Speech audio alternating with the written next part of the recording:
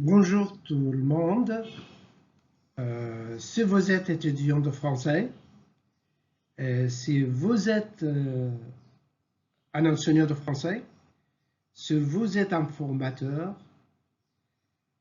si vous êtes responsable de concevoir et réaliser des projets de formation et d'enseignement, si vous êtes un chercheur en didactique de FLE, pour vous tous, notre rencontre aujourd'hui est très important pour vous. Aujourd'hui, Inch'Allah, nous allons vivre avec Pronoist dans son livre Former sans ennuyer. Et comme label, on va vivre ensemble, Inch'Allah, dans l'approche de mieux apprendre. Dans notre rencontre aujourd'hui, nous allons suivre le conseil de Pronoist en ce qui concerne l'apprenant et en ce qui concerne le formateur ou l'enseignant. Alors, le premier point que nous allons traiter ensemble est un certain nombre de choses souhaitables pour mieux apprendre. Ça concerne l'apprenant. Et le deuxième point, quelle qualité pour transmettre un savoir. Et ça concerne l'enseignant, le formateur. Dans ce point, nous allons répondre quelles sont les qualités nécessaires et importantes pour l'enseignant ou pour le formateur pour transmettre un savoir. Êtes-vous prêts? Êtes-vous prête? Alors, on commence.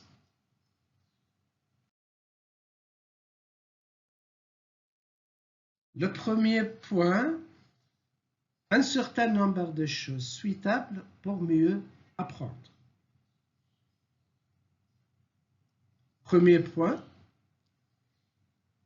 une bonne capacité à se détendre et à se concentrer. C'est pour l'apprenant. Alors, la règle est dit, quand l'apprenant est prêt, l'enseignant peut crier. Alors, la situation est réciproque entre l'apprenant et l'enseignant. Alors, l'apprenant doit être prêt pour que l'enseignant soit capable d'y crier. Deuxième point, pour arriver, pour répondre comment l'apprenant peut arriver à se détendre et à se concentrer, le deuxième point répond à ces questions. Pour arriver à une capacité à se détendre et à se concentrer, il faut avoir un environnement de qualité. Cet environnement-là doit se tenir. Cet environnement-là de qualité se tient physiquement et psychologiquement l'apprentissage. Troisième, un environnement sécurisant et émotionnel. Une sécurité émotionnelle dans le lieu d'apprentissage. C'est très, très important. Quatrième, une motivation interne. Nous avons deux types de motivation. Motivation interne et motivation externe. Pour faciliter un peu les choses, la motivation externe vient de l'enseignant ou vient de la famille, etc. Par exemple, l'enseignant me dit « tu dois apprendre ça ». L'enseignant dit à ses apprenants « vous devez apprendre ça, vous devez étudier ça, il faut faire ça ». C'est une motivation externe. Mais la motivation interne vient de la part de l'enseignant de l'apprenant lui-même. Alors, la motivation interne, je répète, la motivation interne vient de la part de l'apprenant lui-même. Alors, c'est l'apprenant qui dit « je dois apprendre ça ». Il faut apprendre ça. C'est très important pour moi d'apprendre ça. Alors, c'est une motivation interne qui vient de la part de l'apprenant. Cinquième point, une image de soi positive. L'apprenant doit avoir une image de soi positive ou une image positive de soi. Alors, même si le sujet, la leçon est difficile, elle doit toujours une image de soi positive. Positive, elle va dire, oui, c'est difficile, oui, mais je peux le faire. Oui, c'est un peu difficile, oui, mais je peux l'apprendre. Toujours une image positive de soi. Et pour faire ça, il faut avoir numéro 6, la patience. Le processus de l'enseignement et de l'apprentissage n'est pas facile. On a toujours besoin de faire des efforts et des efforts et des efforts. Il faut travailler sérieusement et pour réaliser ça, il faut avoir normalement de la patience. On a fini comme ça le point suitable, les choses suitables pour mieux apprendre. On passe maintenant pour les qualités qui concernent l'enseignant ou le formateur. Quelles sont les qualités nécessaires pour l'enseignant, pour le formateur, pour transmettre un savoir? Nous avons 10 points très très importants pour transmettre le savoir d'une manière efficace. Premier, l'amour et la maîtrise de ce que j'ai enseigné. Quand on aime ce qu'on enseigne, quand on maîtrise ce qu'on enseigne, normalement, notre travail va réussir, certainement. L'amour et la maîtrise. De maîtriser ce que vous faites. Deuxième, quand vous aimez et quand vous maîtrisez ce que vous enseignez, normalement, vous avez l'énergie, la joie et une attitude positive. C'est le deuxième point. Ce n'est pas seulement ça, vous devez aussi transmettre cette énergie, la joie et cette attitude positive envers ou chez vos apprenants. Troisième,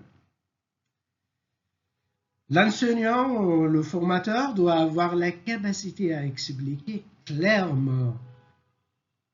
Alors, il est nécessaire que le formateur, l'enseignant, doit avoir une bonne capacité d'expression. Quatrième point, l'enseignant ou le formateur doit avoir de bonnes facultés à organiser l'apprentissage d'une manière à être clair, efficace, intéressant et captivant. Alors, de temps en temps, on doit expliquer toujours pourquoi il fait ça. Et pourquoi doit être très clair à la tête de l'enseignant, de formateur, et aussi doit être clair chez les apprenants aussi. Alors, pourquoi il fait ça? Et comment il va faire ça? Et par quelle manière, par quelle stratégie, et quand, et à quelles conditions, il doit répondre toujours à cette question. Cinquième, la capacité à présenter des informations de manière variée. Alors, l'enseignant doit varier, doit multiplier les activités, les stratégies et les techniques pour transmettre le savoir, pour faire l'apprentissage.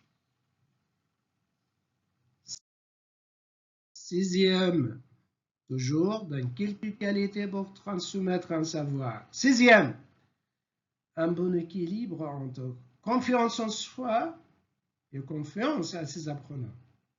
Il y a un bon équilibre entre confiance en soi et confiance en les autres.